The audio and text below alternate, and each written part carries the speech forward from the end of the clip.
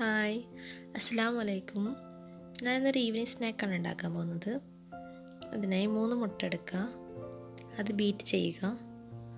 അതിലേക്ക് ആവശ്യത്തിന് ഉപ്പ് ചേർത്ത് കൊടുക്കാം. 1/2 ടീസ്പൂൺ കുരുമുളക് പൊടി. ഇത് രണ്ടും കൂടി ചേർന്ന് നന്നായി ബീറ്റ് ചെയ്തെടുക്കാം. വിസ്ക് ഉപയോഗിച്ച് ചെയ്താൽ മതി. ഈ ബീറ്റ് ചെയ്ത മുട്ട മാറ്റി വെക്കാം. ഇനി ഇതിനായി ബ്രെഡ് എടുക്കാം. ബ്രെഡ് റൗണ്ട് ഷേപ്പിലാണ് കട്ട് ചെയ്തെടുക്കേണ്ടത്. അതിനായി ഇപ്പോൾ സ്റ്റീൽ ഗ്ലാസ് ആണ് ഉപയോഗിക്കുന്നത്. അതാകുമ്പോൾ നല്ല പെർഫെക്റ്റ് ആയിട്ട് റൗണ്ട് കിട്ടും. അങ്ങനെ ഓരോ ബ്രെഡും ഇതുപോലെ റൗണ്ട് ചെയ്ത് കട്ട് ചെയ്തെടുക്കാം. ഇതിൻ്റെ ഫില്ലിങ്ങിനായി ബീഫ് മസാലയാണ് ഞാൻ എടുത്തിരിക്കുന്നത്. ഏത് മസാലയും ആഡ് ചെയ്യാവുന്നതാണ്. ഇതിന് ഓരോ ബ്രെഡും ഈ മുട്ടയിലേക്ക് മുക്കിയെടുക്കാം. കൂടുതൽ ടൈം വെക്കരുത്, ബ്രെഡ് പൊടിഞ്ഞു പോകും. ബ്രെഡിലേക്ക് ഇനി മസാല ആഡ് ചെയ്ത് കൊടുക്കാം. ഈ മസാല വിട്ടു പോകുന്നതിനായി മുട്ട ഒന്നും കൂടി ഇതിലേക്ക് ആഡ് ചെയ്യാം.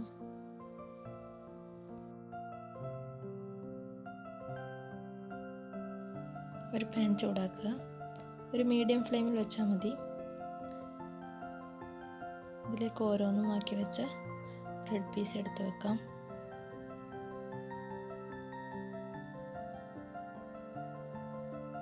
എണ്ണ ഇതിലേക്ക് കൂടുതൽ വേണമെന്നില്ല. 2 മിനിറ്റ് ഒന്ന് മൂടി വെക്കാം. അങ്ങനെ ഇതിനൊന്ന് മറിച്ചിടാം. ഒരു ബ്രൗൺ ഷെയ്ഡായിട്ടുണ്ടാകും.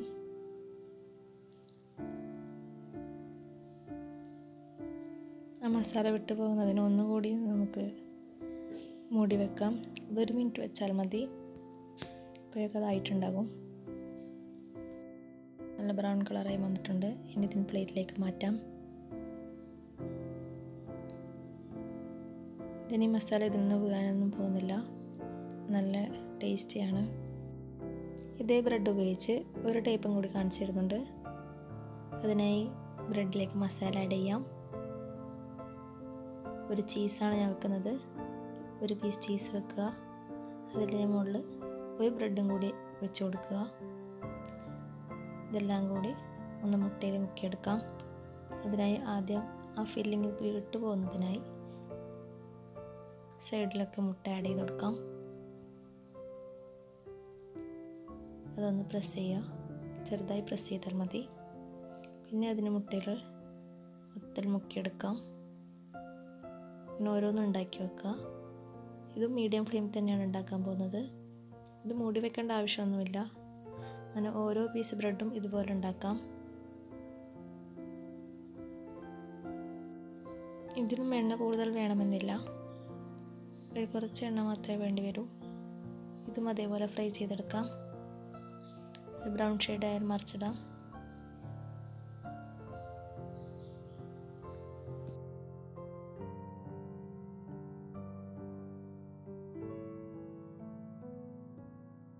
ഇത് റെഡി ആയിട്ടുണ്ട്. ഇനി ഇതിന് പ്ലേറ്റിലേക്ക് മാറ്റാവുന്നതാണ്. പെട്ടെന്ന് വരുന്ന ഗസ്റ്റിനൊക്കെ ഇത് ഉണ്ടാക്കി കൊടുക്കാൻ പറ്റുന്ന ഈസി റെസിപ്പിയാണ്. ഇത് കുട്ടികൾക്കൊക്കെ നല്ലോണം ഇഷ്ടമാകും. ഇതിൽ ചീസ് ആഡ് ചെയ്ത് കാരണം സോസും കൂട്ടി കഴിക്കാനാണ് കൂടുതൽ ടേസ്റ്റ്. ട്രൈ ചെയ്ത് നോക്കുക. ഓക്കെ, അസ്സലാമു അലൈക്കും.